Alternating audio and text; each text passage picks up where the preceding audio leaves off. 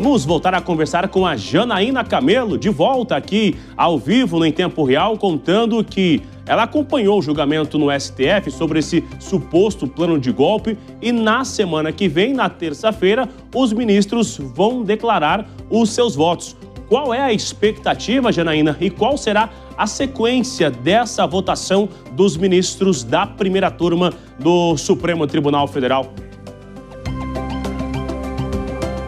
Pois é, né, Bruno? Só lembrando que é um julgamento que acontece na primeira turma, né? É sempre bom lembrar aí que 5 ministros, dos 11 ministros do STF, apenas 5 ministros vão decidir aí o destino dos 8 réus, incluindo Jair Bolsonaro.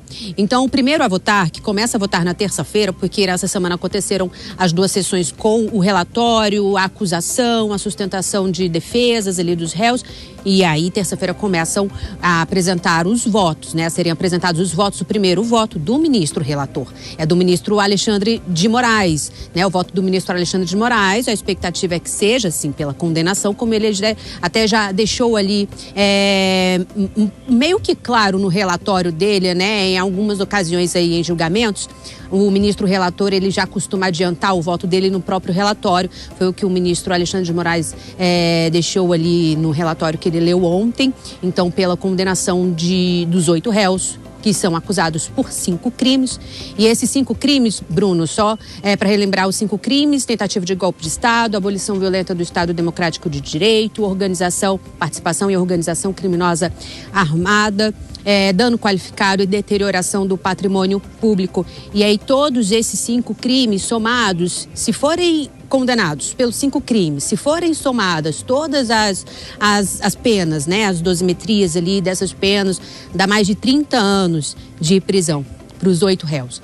Então, a expectativa é de que o voto do ministro Alexandre de Moraes seja, sim, pela condenação, aceitando ali a acusação da Procuradoria-Geral da República. Na sequência, quem vota? O ministro Flávio Dino, porque na sequência vota ali o mais recente no colegiado, e aí que é o ministro Flávio Dino. O ministro Flávio Dino, a tendência é que, sim, ele acompanhe o voto do ministro relator, do ministro Alexandre de Moraes, porque é assim que ele tem feito nos demais processos envolvendo aqueles que participaram do 8 de janeiro. Na sequência, quem vota é o ministro Luiz Fux, e aí vai ser dada também uma grande atenção ao voto do ministro Luiz Fux.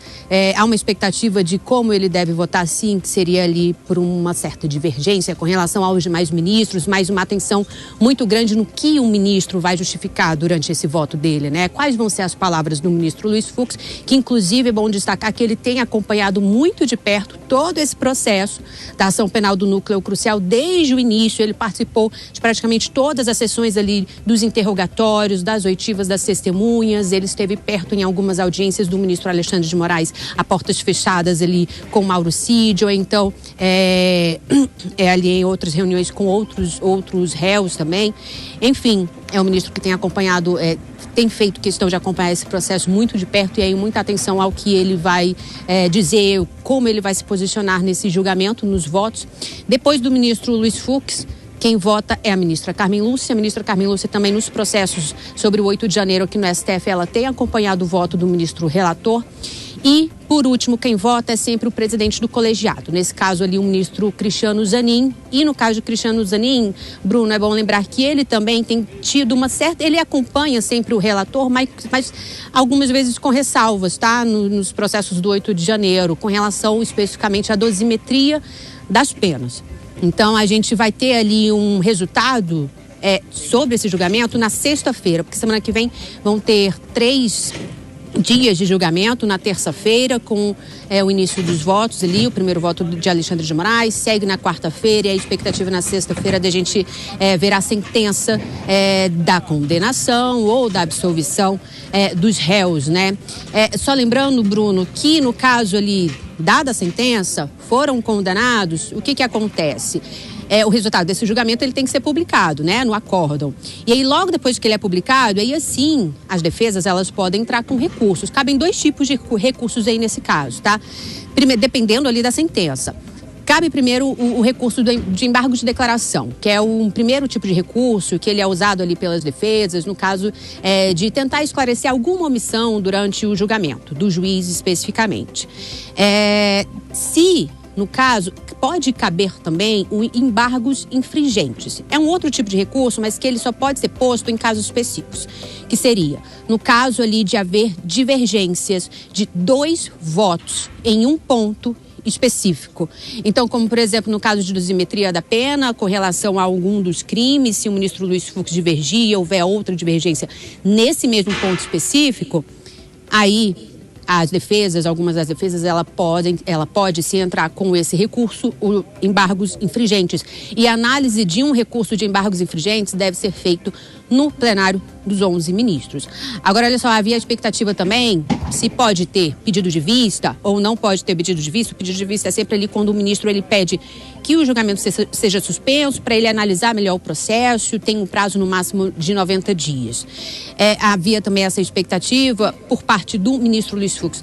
Mas, Bruno, a ideia, por enquanto, no momento, é que o ministro Luiz Fux não peça vista, tá?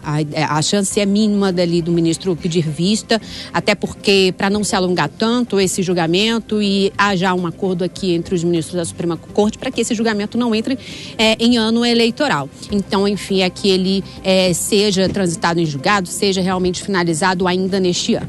As defesas dos réus evitam falar em condenação, né? Quando a gente pergunta como é que vai ser feito logo depois, se caso eles forem condenados, como é que vai ser feito e tudo mais, eles evitam entrar nessa fase, ainda querem, estão aguardando, ainda querem esperar ali com toda a cautela essa fase do julgamento, da sentença, dos votos, enfim. Mas no caso de condenação, no caso do ex-presidente Jair Bolsonaro, por exemplo, se ele for condenado, ele tem algumas opções ali para onde ele poderia cumprir essa pena, né? Porque ele é militar do Exército, então ele pode, por exemplo, cumprir pena no batalhão aqui no Distrito Federal, ele pode, por exemplo, ir para Papuda, mas a gente já sabe que no caso de Jair Bolsonaro, com relação a toda a saúde dele, que é delicada, ele já passou por várias cirurgias, inclusive ele não tem vindo comparecer ao julgamento aqui no STF, porque ele tem passado por várias condições ali de muitos soluços, vômitos, enfim, por conta da condição de saúde dele. Então a ideia é que a defesa de Jair Bolsonaro